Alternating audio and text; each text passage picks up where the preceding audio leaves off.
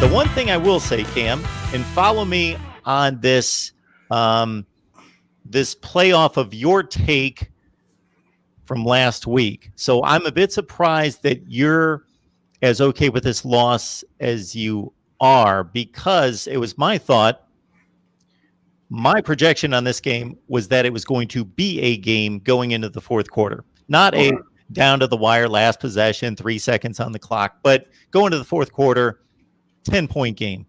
I still consider that very much a game. It's a 2-score game going into the fourth quarter, and then maybe Clemson would widen it out from there, and then maybe we see 24-14 become 38-17, let's say, and there's your final score. Right. We, after about 4 to 5 possessions, had 14-0, 14-3, 21-3, and so it seemed to get away much earlier than that, even though you could argue at 21-10 at half after the blocked kick TD, that it was still a game, that it seemed to get away earlier than what I thought we both saw as a more competitive game, and thinking Miami would be in that range. Yeah, I mean, it did get away a little bit, but I mean, you also have to play the actual situation. Like, was it lopsided in the first half? Yes. And then Dabo lost his ever-loving mind. Which even he said, it was, like when they asked him going into halftime, like, what happened? He was like, I made a terrible mistake. It was the worst coaching mistake that I've made, and whatever, I'm gonna do better.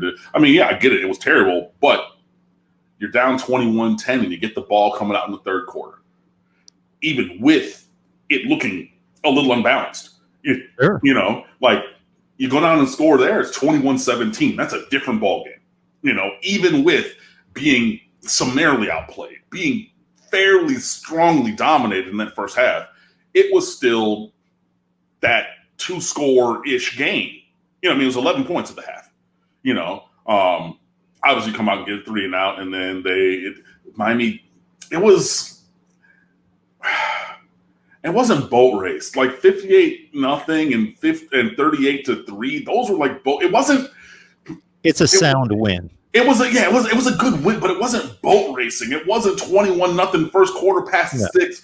Y'all can't do nothing. I mean, I know that the offense really struggled and everything like that, but I mean, the defense, even though it was, getting nickel and dimed and paper cut after paper cut after paper cut, I get it, but it wasn't a boat racing. It really wasn't. But yeah, it did get away from us a little earlier than maybe you or I thought it would have. And I mean, it was pretty apparent early on that it was going to take some serious yeoman work to overcome what Clemson was presenting. And I mean,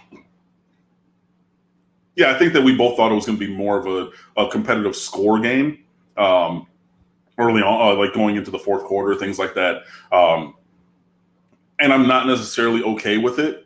But I mean, we have things that we can look at, things that we can improve, things, just things that have to change, like non-negotiables. The offensive line has to be better, and they did pretty well through the first 3 games, and gave them praise for that. This obviously was not that, and this was obviously a more talented opponent than the ones that we had gone up against previously. De'Aaron King's 2 interceptions were on 50-50 balls, and you have guys who wide receivers who are just going to the ground in any situation where the wind blows. Like you gotta have dudes out there. And I've been saying it for a long time. We got to play these young guys at wide receiver. We got to play Michael Redding III. We got to play my guy, Keyshawn Smith, who had a 42-yard catch, his first catch in college on a flea flicker. And trust and believe, I was very excited about that here at the new apartment when that happened. I know met a couple of my neighbors the next day. I get a little loud sometimes. Sorry about that.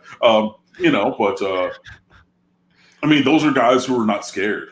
Those are guys who are not climatized to whatever's going on in this wide receiver room, and that just has to be better as well. You had some drops. Obviously, you scheme up ways where you have Brevin Jordan triple covered, you know, so who else is going to make a play, you know? And if you're talking about things in the passing game, obviously the run game had 10 carries or 11 carries for 10 yards from non-Derek King running backs or non-quarterbacks on the day. And Derek King had 84 yards and 56 of them came on that one large scramble. You know what I mean? And another 20 of them came on another scramble. So you're talking about all of those other runs and sacks and things for a modicum of yards. Look, there are things that need to improve clearly. And I mean, I was pretty plain about it in the good, the bad, and the ugly, you know? Yeah, but I mean, it's not that I like it, but there are things, there's a laundry list of things to improve. And, you know, when it became pretty apparent that Miami was going to lose, then, you know, like I said, I hate it, but we just had to turn our focus moving forward.